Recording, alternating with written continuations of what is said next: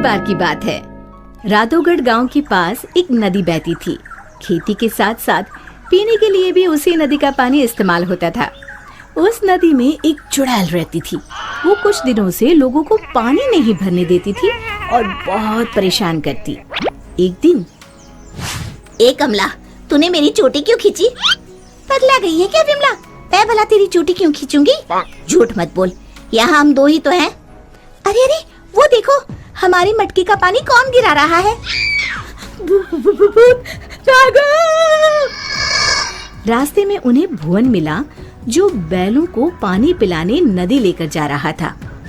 क्या हुआ? इस तरह क्यों भाग रही हो जैसे भूत पीछे पड़ गया हो? हाँ दादा, भूत ही है नदी पर, सच में। भक, मैं ही मिला चुहल करने के लिए। दरन हो गई जिनैया मैं कैसी करूं। अरे क्या हुआ? ये बैल पानी क्यों नहीं पी रहे हैं?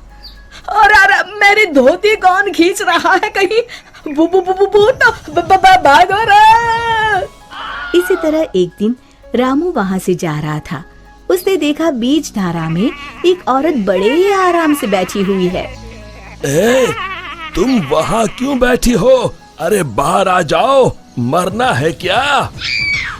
उसने पलटकर आदमी की तरफ देखा और फिर जोर से हंसी। तुझे मारना है? कहकर हाथ बढ़ाना शुरू किया। वो तेजी से गिरते पड़ते गांव की तरफ भागा और गांव आकर लोगों को बताया। हाँ, उस दिन मेरे बैलों को पानी भी नहीं पीने दिया उस चुड़ैल ने। हमारी मटकी का पानी गिरा दिया था। लगता है हमें ये गांव छोड़ना ही होगा। बिल्कुल सच कहा भुवन, मेरा भी यही मन है। गांव के सब लोगों ने गांव छोड़ने का निश्चय कर लिया। भुवन बेटा, हो गई तैयारी? हाँ काका, हो ही गई समझो। हम्म, मुझे लगता है क्यों ना हम मुखिया जी के पास चले। हाँ, शायद कोई उपाय निकले। काका, मुखिया जी कोई ओझा तो नहीं? मुझे लगता है हमें हनुमान मंदिर के पुजारी के पास चलना चाहिए।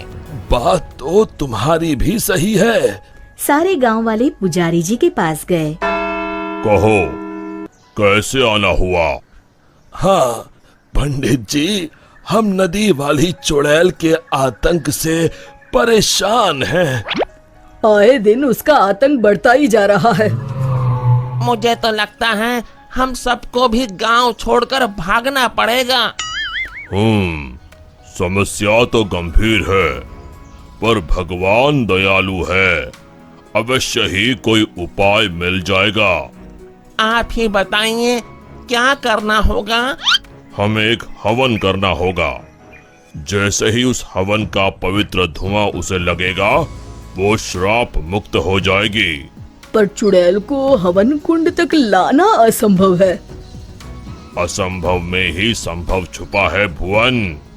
तो हवन किया जाए। कल हस्त नक्षत्र है, कल ही ठीक रहेगा। ठीक है पंडित जी।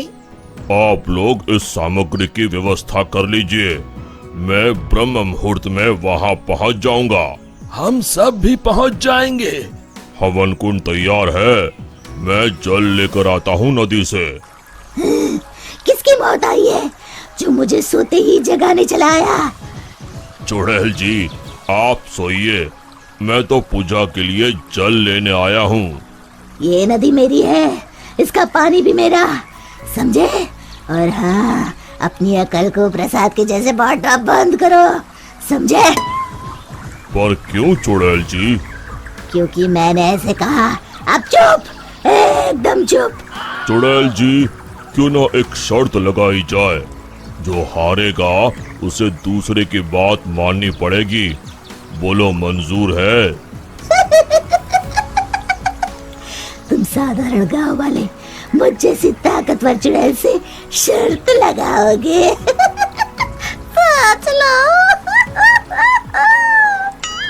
चुड़ैल जी, पहले शर्त सुन तो लो। जितना तो मुझे ही है, फिर भी बता ही दो। अभी हम यहाँ नदी पर हवन पूजन कर रहे हैं, आपको उसमें आना होगा। उसके बाद हम सब गांव छोड़कर चले जाएंगे।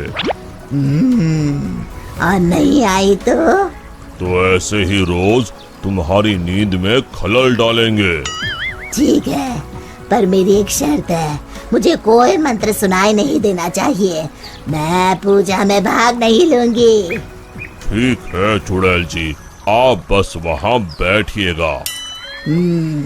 चलो। गांव वाले चुड़ैल को देखकर डर गए, पर पुजारी जी ने इशारा किया तो वो शांत होकर बैठ गए। जैसे ही पंडित जी ने आखिरी आहुति आग में डाली और धुआं चुड़ैल की तरफ गया, वो जलने लगी और जोर जोर से चीखने लगी। बचाओ, मैं जल रही हूँ, बचाओ, कोई बचाओ, मैं सबको खा जाऊंगी, किसी को नहीं छोड़ूंगी, बचाओ। धीरे धीरे उसकी आवाज शांत हो गई। सब लोग सोच रहे थे कि चुड़ैल जलकर राख हो जाएगी, पर ये क्या? उस डरावनी चुड़ैल की जगह पर एक खूबसूरत परी खड़ी थी। वो मुस्कुराते हुए बोली, मैं एक परी हूँ। एक शाप के कारण मुझे चुड़ैल बनना पड़ा।